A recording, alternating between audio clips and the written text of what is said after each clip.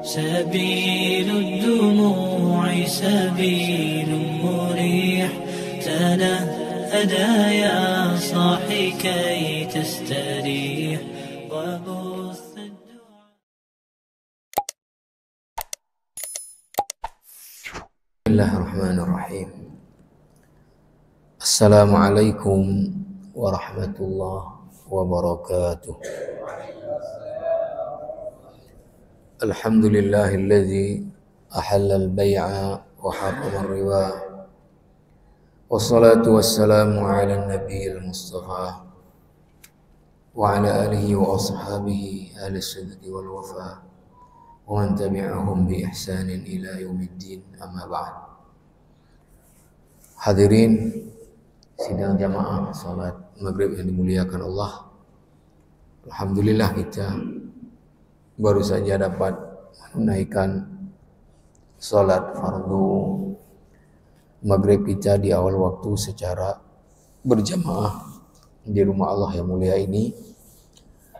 Alhamdulillah, setelah salat kita masih ada waktu kesempatan untuk kita duduk dalam majelis ilmu syariat sembari kita menunggu waktu fardu Isya yang nanti juga kita tunaikan di awal waktu secara berjamaah. Mari kita niat i'tikaf di rumah Allah Subhanahu wa taala. Para jamaah yang mulia, kembali kita kepada kajian kita tentang riba. Yang lalu kita sudah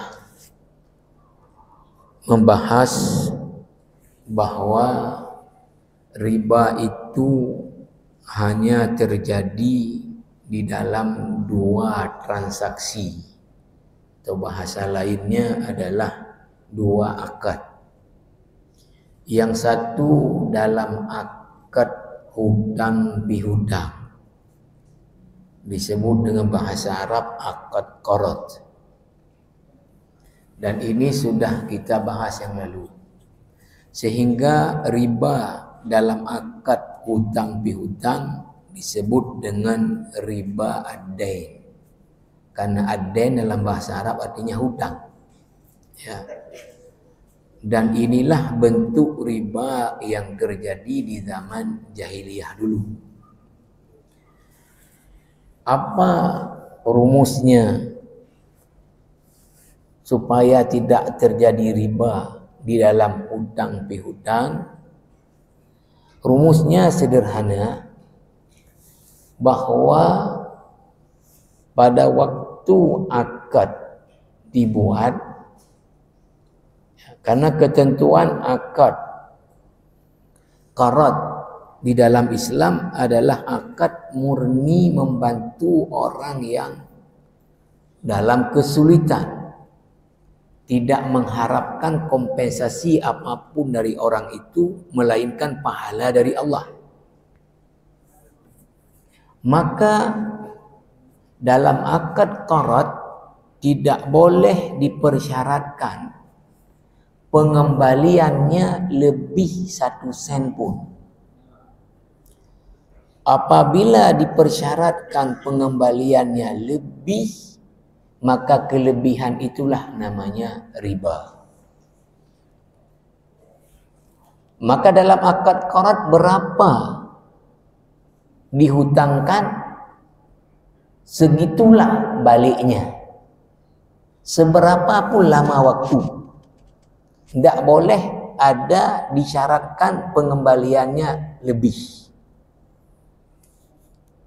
Ya, baik itu adalah hutang uang atau hutang barang, tidak boleh disyaratkan pengembaliannya lebih sedikit pun. Kalau lebih itulah namanya riba. Bukan itu saja, juga tidak boleh waktu akad ya dibuat persyaratan di mana mendatangkan keuntungan kepada pemberi hutang dari si yang berhutang. Kembalinya memang enggak lebih, tapi ada keuntungan ya, disyaratkan didapatkan oleh orang yang memberi hutang. Ya. maka apabila itu disyaratkan, maka keuntungan itu riba. Dengan kaidah kullu qardin jarra manfaatan fahuwa riba. Setiap akad hutang pihutang dengan akad itu mendatangkan keuntungan kepada pemberi hutang dari yang berhutang adalah riba. Maka seperti yang sudah kita contohkan yang banyak praktek di masyarakat, ketika orang yang memberi hutang khawatir hutangnya nggak balik, maka dia berhak meminta jaminan kepada si yang berhutang. Ini disebut dengan rahan, gadai. Ya, akadnya rahan.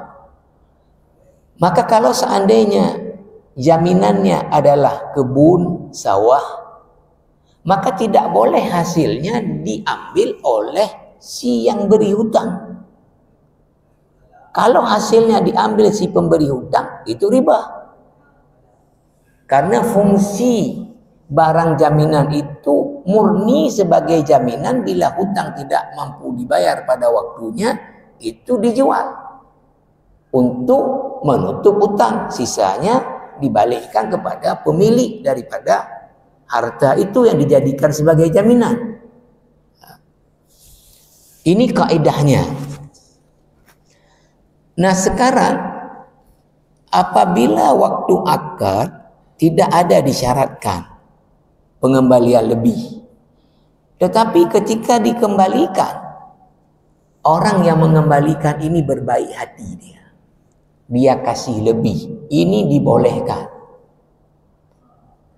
Karena Nabi ketika berhutang kepada Jabir, waktu mengembalikan melebihkan, tapi tidak disyaratkan waktu akad. Kalau waktu akad tidak disyaratkan pengembalian lebih, waktu jatuh tempo tidak mampu kembalikan, diperpanjang masa bayarnya tapi dikenakan denda, ini juga riba. Ini juga riba, dan inilah riba jahiliyah. Ya. Yang kedua, akad riba itu terjadi dalam transaksi jual beli. Jadi hanya di dua akad. Akad qarat hutang pihutang dan akad jual beli. Riba yang terjadi di hutang pihutang namanya riba dain. Riba yang terjadi di jual beli namanya riba baik. Karena baik bahasa Arab, jual beli bahasa Indonesianya. Nah, apa rumusnya terkait dengan riba dalam akad jual beli? Adalah dasarnya hadis sahih Muslim dari Jabir dari Ubadah ibni Samit radhiyallahu anhu. Nabi sallallahu alaihi wasallam bersabda, ini rumusnya, ini dulu yang harus dipegang. Apa sabda Nabi dalam hadis sahih Muslim? Adz-dzahabu bil-dzahabi wal fiddatu bil fiddati wal burru bil burri wasya'iru bisya'iri wat tamaru bit tamari wal milhu bil milhi mithlan bi mithlin sawa'an bi sawa'in yadan bi yadin. Fa idza ikhtalafat hadhihi al-asnafu fabi'u kaifa syi'tum idza kana yadan bi yadin. Ini rumusnya. Ini dulu yang harus dipahami. Dalam hadis ini Nabi mengatakan, pertama, adz-dzahabu bil-dzahab. Emas bila dibarter dengan emas, wal fiddah bil fiddah, perak dengan perak. Yang ketiga, al bur bil bur, gandum yang jenis bur dengan al bur dibarter sesamanya. Wasyair bis syair, gandum jenis syair dengan syair. Udah 4. Yang kelima, at-tamar bit tamar, korma dengan korma. Yang keenam, al-milhu bil milhi, garam dengan garam. Jadi yang disebut Nabi sebagai harta riba disebut dengan al-amwal ar-ribawiyah. 6 jenis. Emas, perak, jenis gandum al-bur, jenis gandum asyair, kemudian korma, kemudian garam. Ini 6 harta riba yang disebut Nabi. Lalu apa rumusnya kata Nabi? Mithlan bimithlin, sawaan bisawain.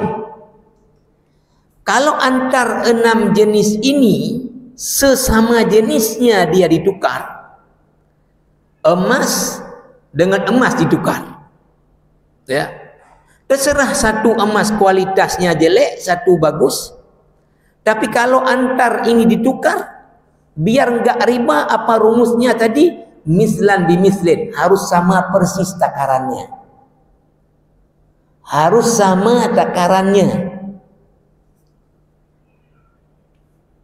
Satu. Yang kedua, sawaan bisawain, harus sama persis takarannya.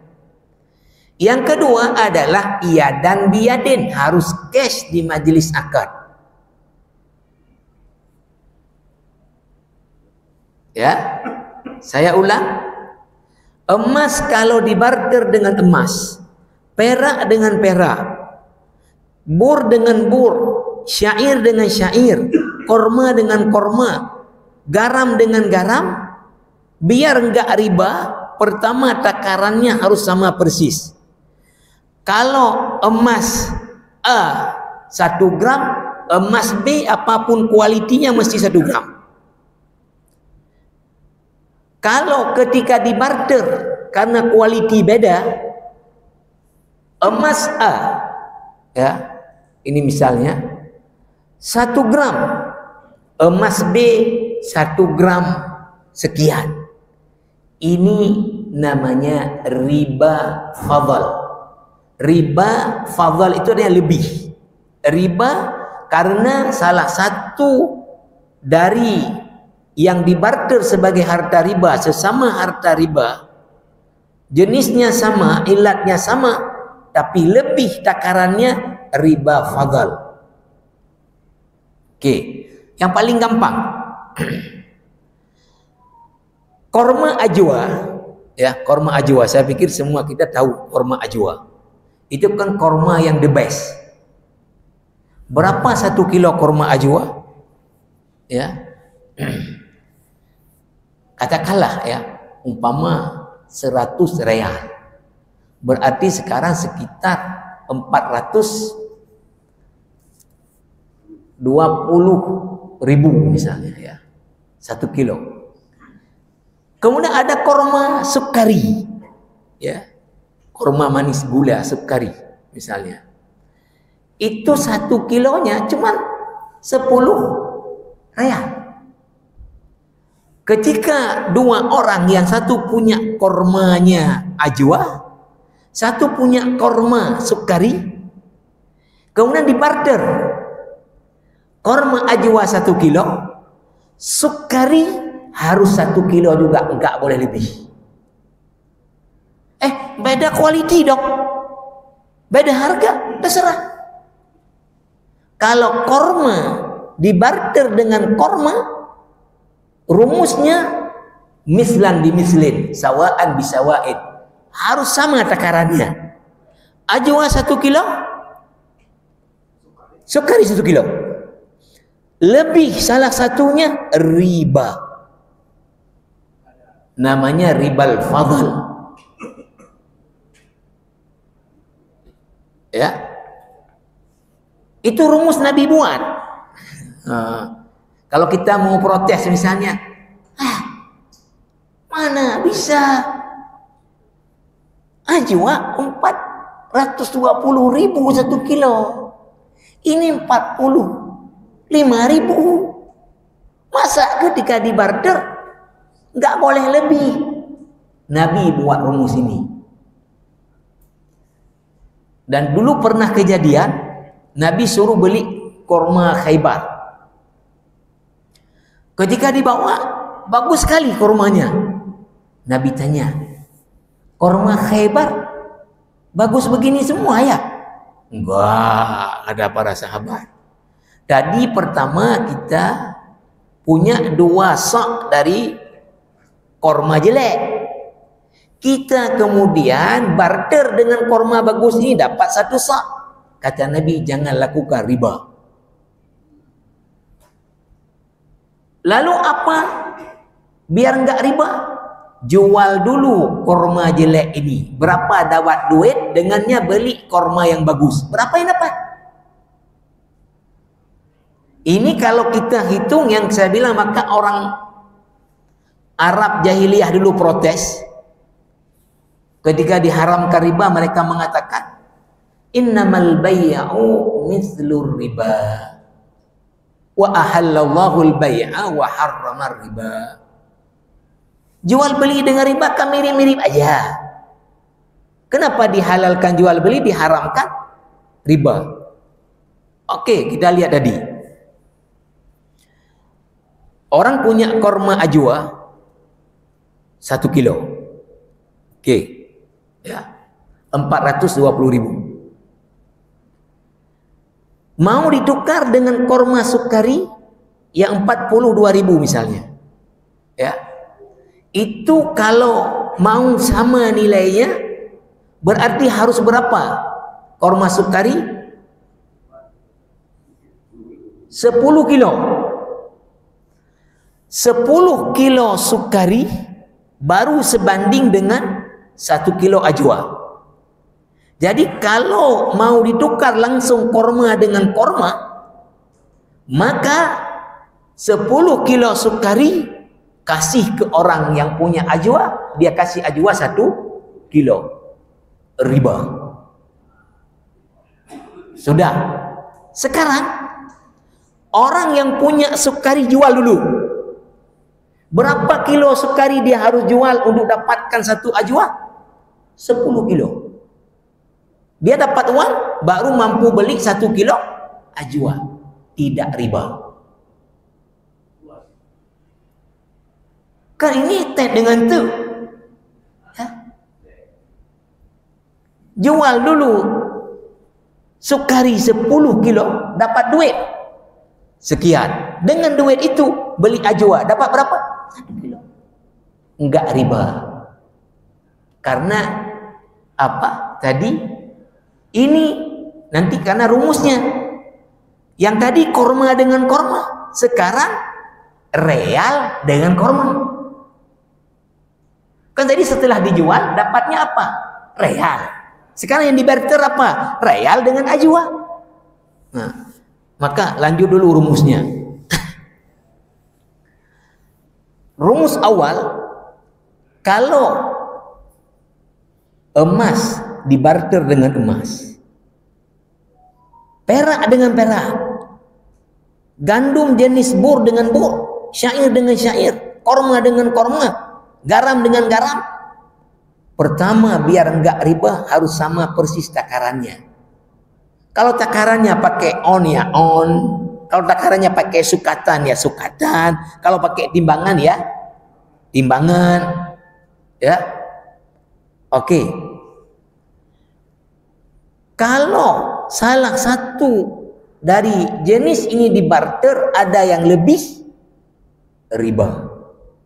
Namanya riba fadhal. Rumus kedua adalah kata Nabi, yadan biyadin. Harus cash di majelis akad. Kalau enggak cash, salah satunya diserahkan sekarang, satunya lagi nanti.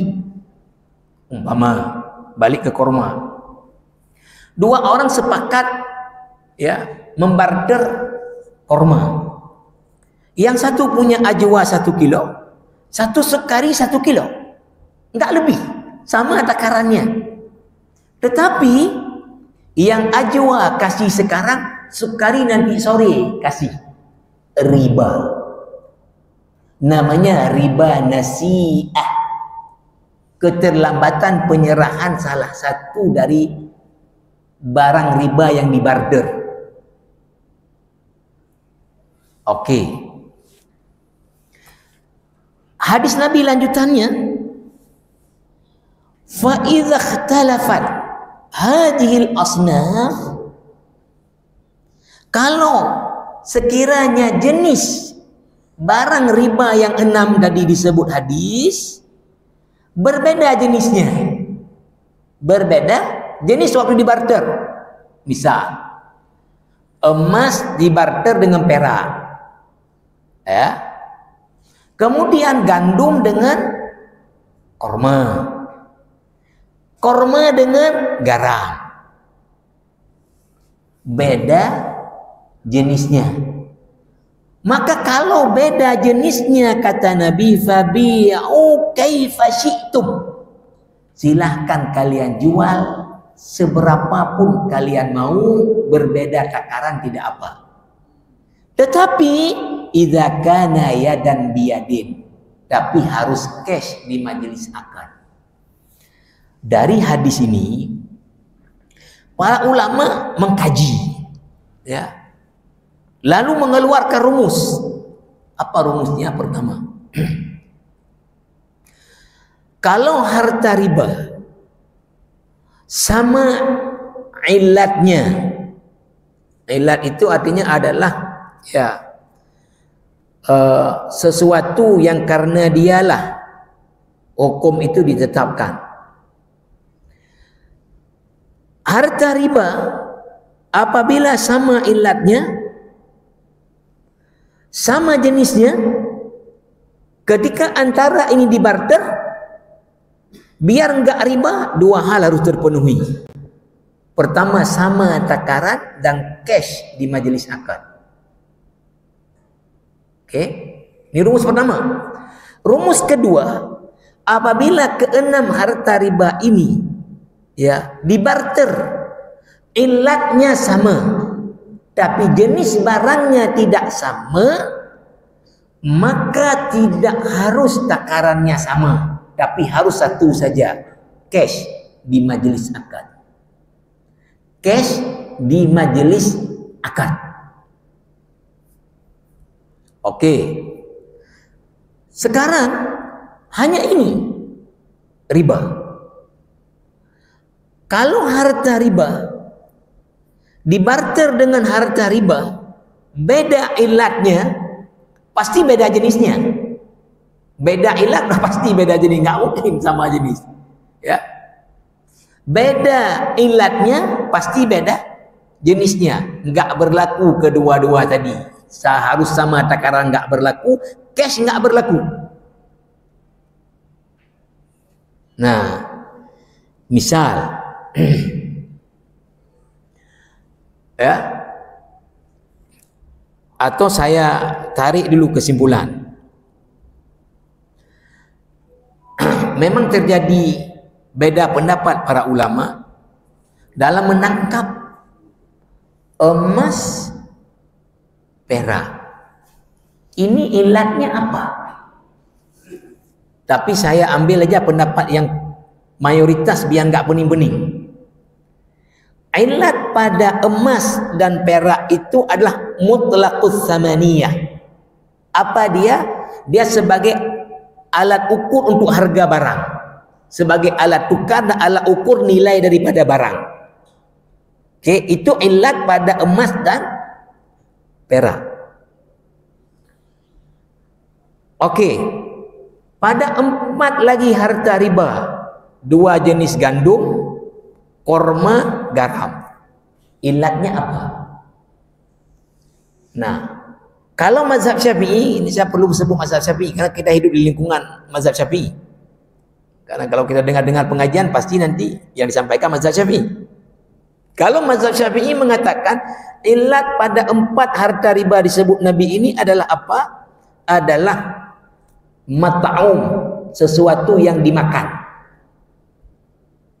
Nanti mazhab Syafi'i mengatakan lagi mat'um ini bisa, pertama dia adalah iqtiyad, makanan pokok, itu kepada gandum. Yang kedua adalah makanan tafakkuf, buah-buahan, ya, seperti korma. Yang ketiga adalah makanan litadawi, untuk berobat, untuk dijadikan dia sebagai obat, yaitu garam. Maka mazhab Syafi'i mengatakan pada jenis 4 harta riba yang disebut Nabi selain emas dan perak adalah apa? Makanan. Oke. Kembali ke rumus. Kalau harta riba sama ilatnya, sama jenisnya. Emas apa ilatnya? Sebagai alat tukar, sebagai alat mengukur harga sesuatu. Oke, itu ilatnya. Jenisnya sama, emas dengan emas di barter. Maka ini biar enggak riba, harus pertama sama persis takarannya. Yang kedua apa? Harus cash di majelis akad. Sama takaran enggak cash riba. Namanya riba nasi'ah. Kalau lebih takarannya ribal fadhal. Oke. Sekarang emas ilatnya adalah alat ukur nilai harga, ya. Karena dulu dipakai sebagai mata uang, ya, dirham dan dinar. Perak sama ilatnya, tapi jenisnya ada sama? Enggak sama. Satu jenis emas, satu jenis perak. Kalau ini mau ditukar 1 gram emas, berapa gram perak? Terserah. Terserah berapa? Enggak masalah. Biar enggak riba apa? Harus cash di majelis akad. Misal 2 orang sepakat membarter tadi. Satu punya emas, satu punya perak. Ya. Kemudian takarannya 1 gram emas, 200 gram perak. No problem. Tapi ketika yang emas kasih sekarang, yang perak kasih nanti, riba. Namanya riba nasi'ah. Keterlambatan penyerahan salah satu itu. Nah, sekarang yang paling mudah lagi kita pahami, ya. Apakah selain 6 harta riba ini bisa dikiaskan yang lain-lain kepada 6 ini? Ulama, ya, mayoritas sepakat bahwa kias adalah salah satu sumber hukum Islam. Al-Quran, hadis, ijma', qiyas. Kecuali mazhab ahlu zahir. Ini mazhab ini nggak berkembang lagi. Artinya berpegang dengan zahir ayat dan zahir hadis. Hadis mengatakan 6 jenis harta riba, yang 6 aja, jangan tambah-tambah lagi. Ini mazhab namanya ahlu zahir. Dia pegang dengan zahir ayat, zahir daripada hadis. Mereka nggak pegang qiyas. Maka ulama yang mengatakan qiyas adalah sumber hukum, ini sebagai contoh, maka ilat pada emas dan perak apa? Sebagai alat ukur harga nilai. Maka semua mata uang di dunia adalah harta riba, karena dia sebagai alat ukur nilai dari barang. Maka semua mata uang di dunia adalah harta riba, dikias ke emas dan perak. Oke. Sekarang saya punya rupiah. Rupiah. Oke. Saya punya rupiah. Mau saya tukar karena saya mau ke Malaysia dengan ringgit. Rupiah harta riba, dikias.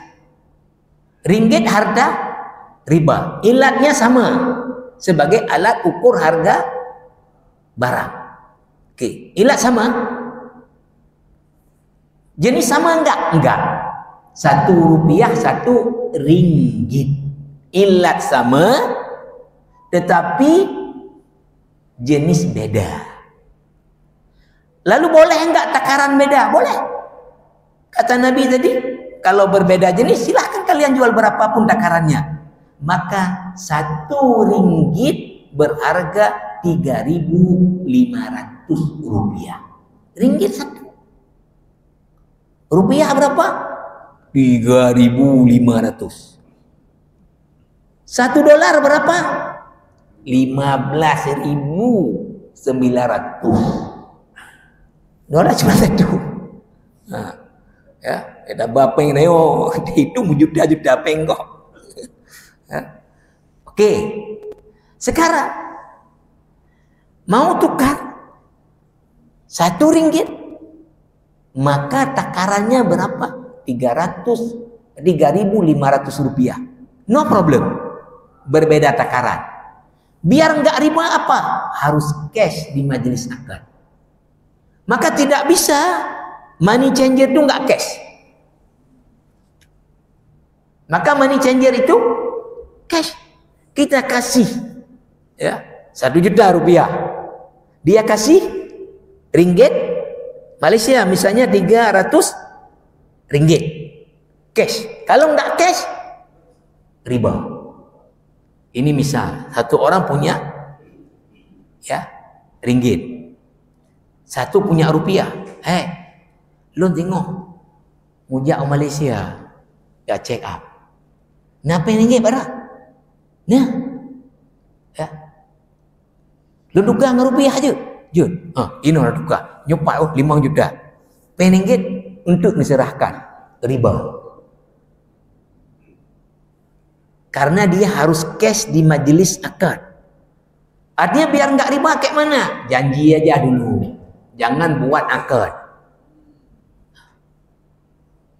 Mapat ringgit dan irma Honda. Pajanji dah melompok rumah, lomba rupiah lu nebah ringgit dan. Janji dulu. Nanti waktu ketemu baru buat akad. Nyo rupiah long kedran, ringgit dan kelon. Itu baru enggak riba. Kalau enggak cash, riba. Makanya ya orang jual emas diuntungkan oleh ketentuan syariat, haji mudah. Enak kali orang jual emas, tak bisa hutang. Kalau hutang riba. Kecuali dia hutangkan emas memang enggak beli, bukan beli. Tapi akadnya qarat. Bagaimana akad qarat? Nyo lempu hutang mu dua manyam ada pajan dia balik. Tahun ke dua manyam dia balik. Dia bukan beli. Tapi dihutangkan. Nanti balik lagi harus dua manyam yang sama. Ya. Tapi kalau jual beli emas dengan duit, emas adalah harta riba. Duit harta riba dikiaskan ke emas. Jenisnya sama enggak? Beda dong. Satu emas, satu rupiah. Takarannya enggak apa-apa beda. Biar enggak riba apa? Harus cash. Makanya orang jual emas dia enggak bisa hutang. Hutang riba. Nyo lebu belah kedran sekian, ya. Misalnya satu manyam, lum bayar boleh ukur bah riba. Karena dia harus cash di majelis akad. Oke, sekarang keenam jenis tadi emas perak dikaji oleh para ulama walaupun beda-beda pendapat. Pendapat kuatnya untuk Dr. Erwandi Tarmizi di bukunya Harta Haram Muamalah Kontemporer, dia adalah tadi mutlaqus tsamaniyah. Ilatnya sebagai alat ukur nilai harga barang. Maka seluruh mata uang dunia adalah riba dikiaskan ke emas dan perak. Oke. Keempat jenis ini lagi tadi, ya, kalau mazhab Syafi'i mengatakan makanan. Tapi pendapat yang kuatnya adalah apa? Ya. Kalau makanan capek kita. Kalau seandainya dibarter antara makanan dengan makanan. Misal satu orang punya misalnya buah rambut. Itu kan makanan, tafakkuh. Satu orang punya bohbi. Misalnya ya. Lalu kemudian ini dibarter. Lempu blo bohbi gerak. Dan lempu blo gelon. Tadi buah rambut. Ya.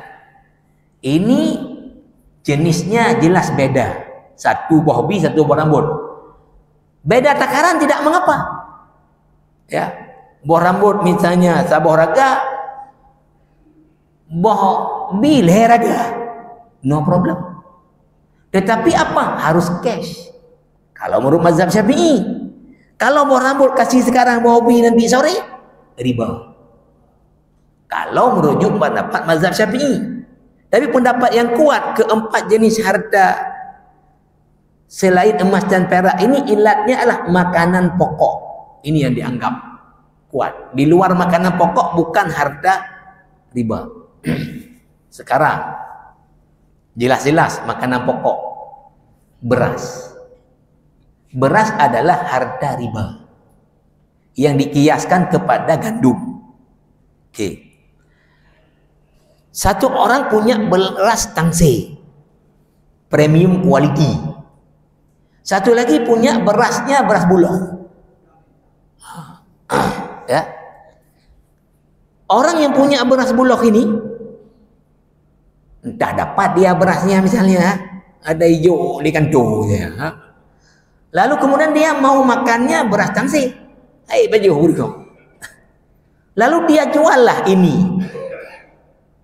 Tapi bukanlah bentuk uang, barterannya dengan beras tangse.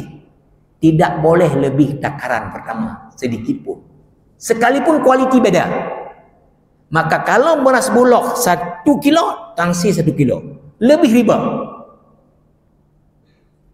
Kedua, harus cash di majelis akad. Karena sama ilat, sama jenis, sama-sama beras. Tadi kembali, kayak mana biar nggak riba? Jual dulu beras bulog ini. Berapa dapat duit, dengan duit itu beli beras tangsi. Berapa dapat? Oke, sekarang ya, apabila harta riba beda ilat, pasti beda jenis, itu udah pasti, ya. Maka tidak berlaku lagi kedua rumus tadi, harus sama takaran, harus cash enggak. Misal kita beli beras, beras harta riba dikias ke gandum. Membeli pakai apa? Duit harta riba. Duit ilatnya apa? Alat ukur harga. Beras ilatnya apa? Makanan pokok. Beda ilat, pasti beda jenis. Tidak berlaku lagi tadi harus sama takaran dan harus cash. Maka tidak mengapa beli beras hutang. Nyola pula beruh, ya, kedran dalam satu sak itu 30 kilo. Lu bayi beli ukur apa? Jet. Kenapa? Tidak harus cash. Ya. Nah, oke. Kembali kepada riba kedua terjadi dalam akad jual beli, namanya riba bai'. Rumusnya pertama adalah Nabi menyebutkan 6 jenis harta riba. Emas, perak, 2 jenis gandum, bur, syair, korma dan garam. Ulama mengatakan, apakah riba berlaku pada ini saja, tidak berlaku yang lain? Enggak. Dikiaskan. Maka ketika dikias dilihat apa ilatnya, maka ulama ini pendapat yang kuat. Beda-beda pendapat. Kalau saya beri ini pening malah. Ya, dimudahkan saja. Yang pendapat kuatnya bahwa pada emas dan perak ilatnya adalah dia sebagai mutlaqus tsamaniyah, sebagai alat mengukur harga barang. Maka seluruh mata uang di dunia adalah harta riba, dikias kepada emas dan perak. 4 lagi harta riba, 2 jenis gandum, korma dan garam. Ini ilatnya apa? Pendapat paling kuat kalau dalam mazhab Syafi'i makanan. Kalau pendapat kuatnya makanan pokok.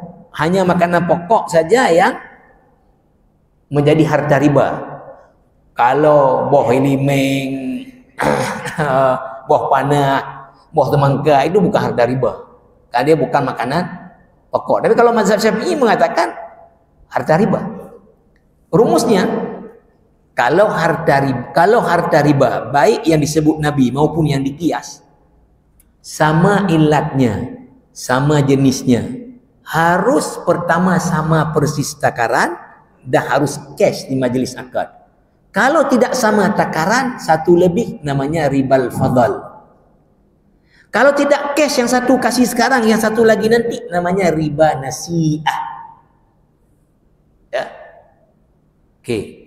Yang kedua, rumusnya, kalau harta riba sama ilatnya tapi beda jenis, tidak mengapa takarannya berbeda, tetapi harus cash di majelis akad. Kalau enggak cash, riba nasi'ah namanya.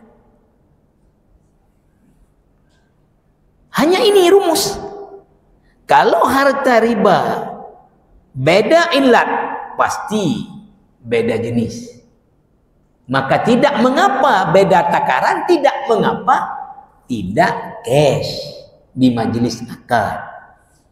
Bagaimana kalau harta riba ya dibarter dengan bukan harta riba, sama sekali nggak ada berlaku itu. Misal duit harta riba, beli rumah bukan harta riba, ya. Lalu ya akad dibuat, ya. Lalu rumahnya apa? Utang, ya.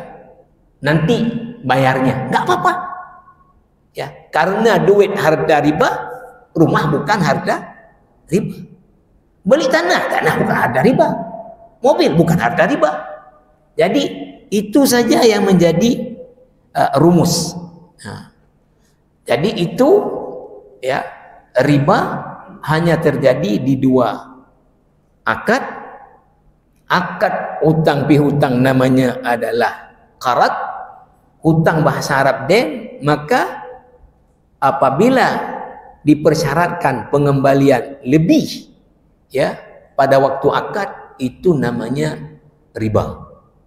Bahkan apabila disyaratkan pada waktu akad ada keuntungan yang didapatkan pemberi hutang dari yang berhutang, itu adalah riba.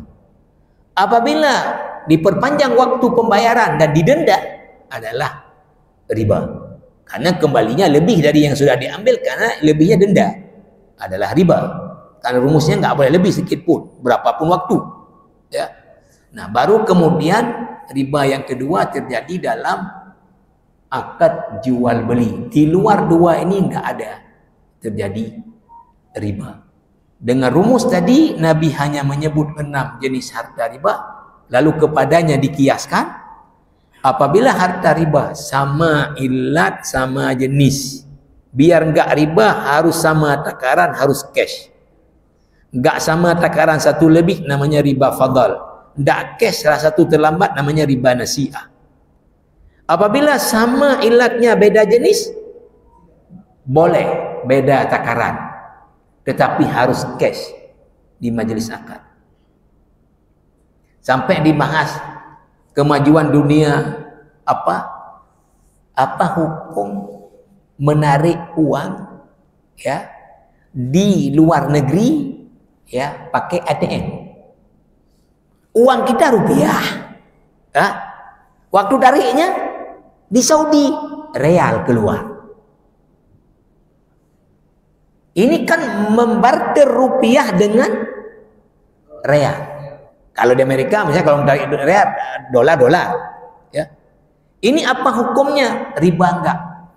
Kata para ulama di buku Dr. Erwandi ini, tidak riba karena cash. Kita kasih rupiah kita, walaupun nggak ada orang, mesin itu dianggap mewakili orang, ya. Maka langsung kita dapat pada waktu yang sama adalah real. Nah, jadi beda jenisnya, satu rupiah, satu real, tapi cash. Sama saja orang di money changer. Nah, jadi itu para jamaah rahimakumullah. Maka nanti ya, kita coba beri contoh-contoh dalam praktek ya kehidupan modern ini, di mana terjadi praktek riba, dalam riba hutang pihutang, dalam riba jual beli, ya. Nanti silahkan Para jamaah kalau punya pertanyaan sebanyak-banyaknya nggak apa-apa. Ya. Ke depan kita beri ruang untuk tanya jawab. Sembari kita awali dulu kasih 1-2 contoh saja. Habis itu kalau ada pertanyaan silahkan. Mungkin demikian dulu. Subhanakallah bihamdika asyhadu an la ilaha illa anta astaghfiruka wa atubu ilaik. Assalamualaikum warahmatullahi wabarakatuh.